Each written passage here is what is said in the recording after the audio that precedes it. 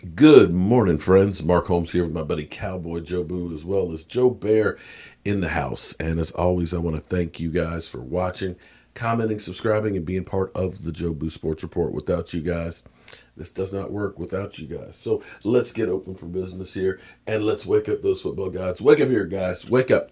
Couple things. It's Veterans Day.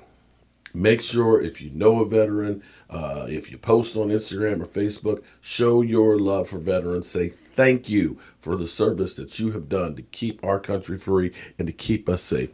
We are indebted to you, and there is not enough thanks that we can give to you guys. So I appreciate you. I thank you. I commend you, and I salute you.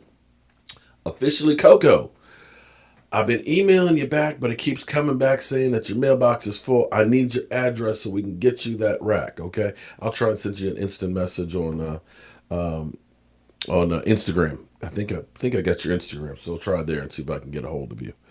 All right, we sit here. It is Hump Day, the middle of the frickin' week, and of course, it's a bye week. We got no game this weekend. We got no dog in the fight, which sucks. It's gonna be. We got Eagles Giants this weekend. And yeah, whatever. A game that actually,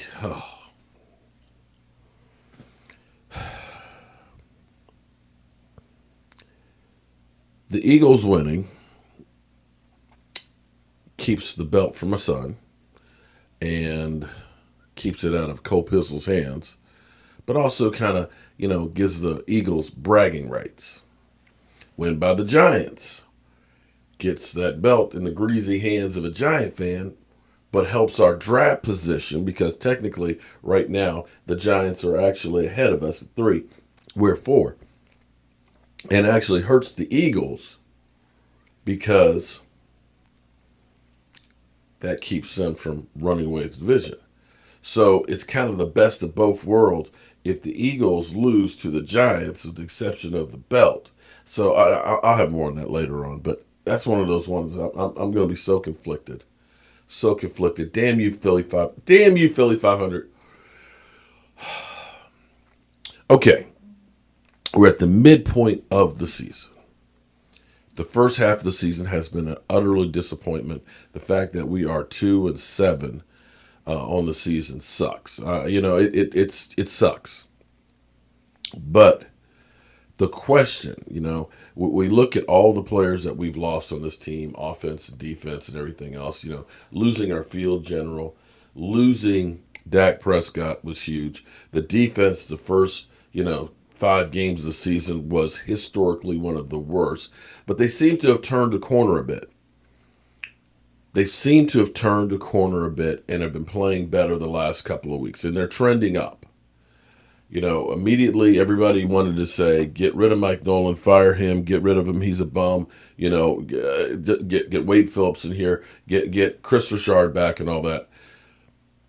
The interesting thing, the question is, does this take Mike Nolan off the hot seat? That some of the things that he's trying to do are beginning to work, that the defense is looking better, or is it just like, nah, we done, bro. We done. I'm finished with that guy. The question is, are the things that are happening that are better for the defense because they're learning the system that he's trying to put out there and not having this off season? Or is it the influx of the talent that's on the field that's come back? Or is it a combination of both? The changes on the defense, we were using Gilmore. Gilmore played some in the early games, but, the first 3 games he only had 42 snaps. This past week, you saw he could be dominant. And when you got a dominant tackle in there, you can see what it does for the defense. And I kind of feel vindicated somewhat because, I'm sitting here looking at Bleacher Report and guys like Marcus Mosher, are saying, well, I never saw this coming, or, I see Vosh in there, doing videos and praising, Gallimore and talking about him being beast and Law Nation and everything else. And it's kind of like, okay, yeah, it's kind of like what I said. I kind of said this before. Well, not kind of. I said this before the draft. You need a big body, a trash can full of dirt, or a roll-off dumpster on wheels that can penetrate, that can get to the quarterback. It changes the defense because if you have that guy, it helps on all of the levels. People don't seem to understand that. People say, "Oh, just get a safety, get a cornerback, get a linebacker." But see, that defensive line is the biggest bang for the buck in my mind. It always has been the biggest bang for the buck. When you see Gallimore coming up the middle in the quarterback's face, and basically him and D-Law hitting him in that sandwich hurt Big Ben. Quarterbacks don't like that. Quarterbacks get antsy. Quarterbacks start throwing the ball sooner. Defenses that can do that now, because Gallimore, you worry about him destroying in the middle, you now start having to use more double teams on him, which means that guard is not getting out and hitting the linebackers, keeping those guys clean.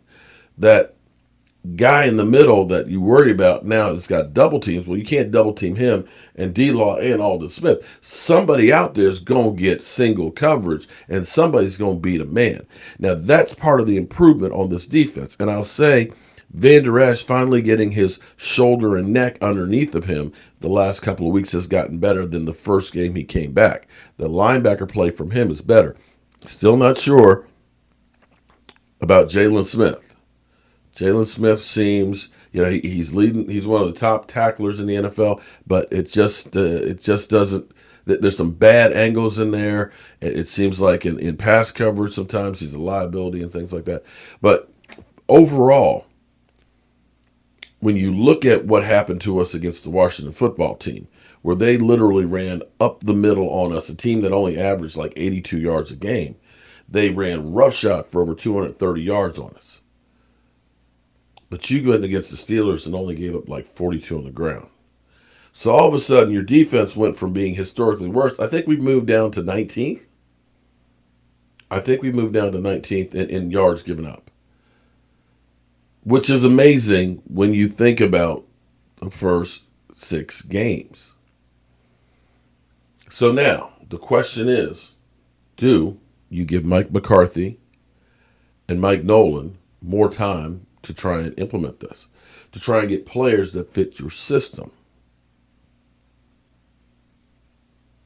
Because I don't think the defense per se is as far away, and I think I said this a couple weeks ago, I don't think it's as far away as people think it is. I feel better about the defensive line with the addition of Randy Gregory. I feel better about the defensive line with the addition of Gallimore. I feel better about the defensive line having D-Law playing now as the third-rated edge rusher in the league. I feel better about the defensive line with an Alden Smith.